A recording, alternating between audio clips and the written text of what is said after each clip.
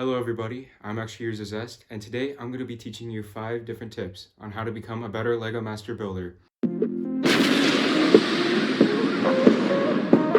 know we're all stuck in quarantine and we, so most of the time, don't have anything to do. So what better place to turn than your Legos to do something? Let's get into it. As always, if you like this video, please consider leaving a like, and if you haven't already, please subscribe to the channel for more awesome content. I really appreciate every bit of support I can get. Alright, let's get into this video. Alrighty, so tip number 1 is going to be organization. And organization is critically important even before you start building. Organization, and I'll show you how I did it here. So the way I organized it was by different colors, and I mixed orange with red just so I can, distinguish between the two colors, because sometimes it's kind of hard, especially with black pieces. When you have them just all together, you have no clue what you're looking at, and it's insane. But organization is incredibly important, because if you have your bricks all organized, then heck, you're ready to go. You know what colors you need. You've got everything under control, and it's just very nice, and it makes things a whole lot easier. And recently, I came to realize that that's why I should organize my own bricks, and it's helped a ton in building a whole bunch of my different projects, which I'll actually show you in a little bit. But yeah, that's tip number 1, organization. Let's get on to tip number 2. Alrighty, so tip number 2 is going to be functionality. Now, if you're kind of a person like me who loves to just play with their Legos and not just keep them on display, then functionality is incredibly important. Now, one of my favorite sets, of course, here is the Kessel Run Millennium Falcon from a couple years ago. And something that I really like about it, of course, it's Star Wars and the Millennium Falcon. You gotta love Star Wars, and if you don't, I highly recommend it. But something that I really like is how they incorporated different things that you can do. So for example, I'm gonna try not to hit the camera here.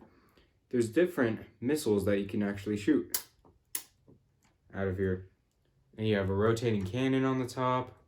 And this, I didn't know they had this to begin with. There's a little hatch where you can put your characters, like the gunners, which is really, really cool. Now, the whole thing slides out. And let's not forget, if you have a Millennium Falcon set, probably one of the most iconic parts is how it opens up. And mine, I'll actually get to this in a later step. Mine, I made it open up into a bit more solid pieces, like the more recent Millennium Falcon for Rise of Skywalker. So I think that's one of the coolest parts, is all the little details and how the whole thing can just function together, and how you can incorporate play into it. And that's what Lego really is all about, is all these different details, the different ways that you can play with it. And I think that's really important. Another set I have here was the Sanctum battle from Avengers Infinity War. And there's different things that you can do here. I'm going to try to pull it without necessarily destroying it. And on this one, I actually did a little bit of modifications myself.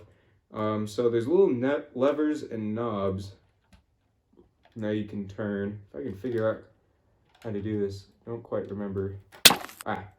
So there's little levers and stuff like that makes different windows and stuff pop out.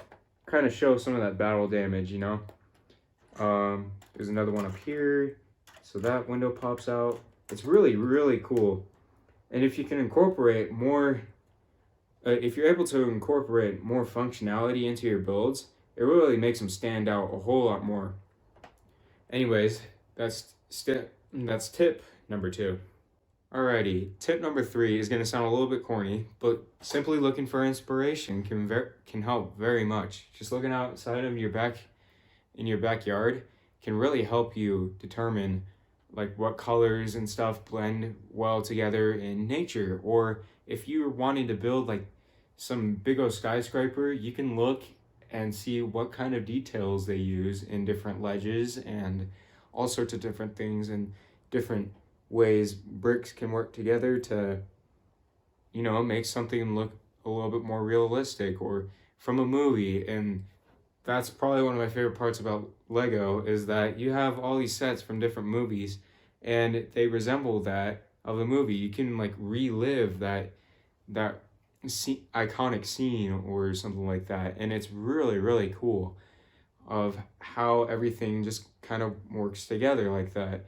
But yeah, that's tip number 3. Looking around for inspiration. Let's get on to tip number 4. Alrighty, so tip number 4 is going to be improvement and innovation. And now this is probably one of my favorite tips.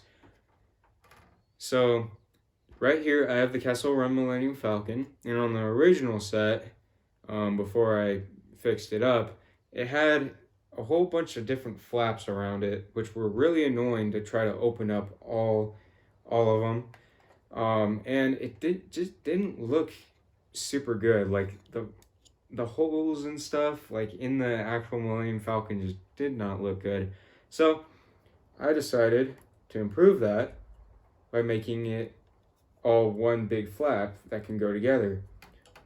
So closing up those holes definitely made it look, at least I think, a bit more decent to look at.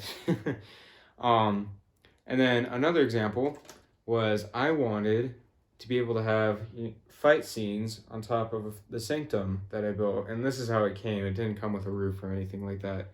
So I looked and I was like, oh, there's all these different holes in here.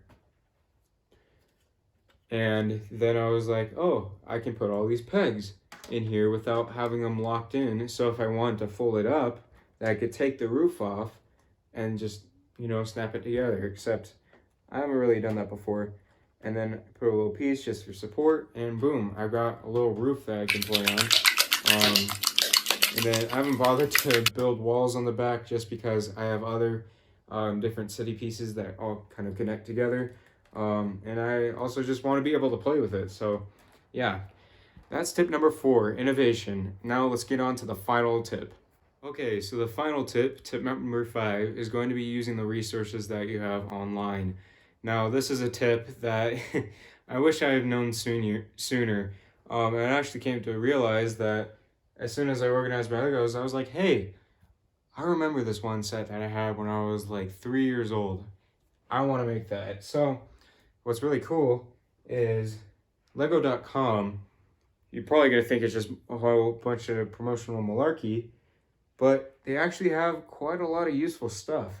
And one of those is you can download PDFs of old Lego sets. So even if you don't necessarily have like the right color pieces and you want to build something, then hey, then you can look up the PDF for it and build it. Like, so for example, this is actually a set that I used to have and I got it for my 7th birthday. It's a Hyena Droid Bomber, and I downloaded the PDF for that, and I was able to find all the pieces after I organized them, and I was able to build it. And this, I'm so happy that I was able to find all those different pieces, because now I've got more Star Wars ships to do.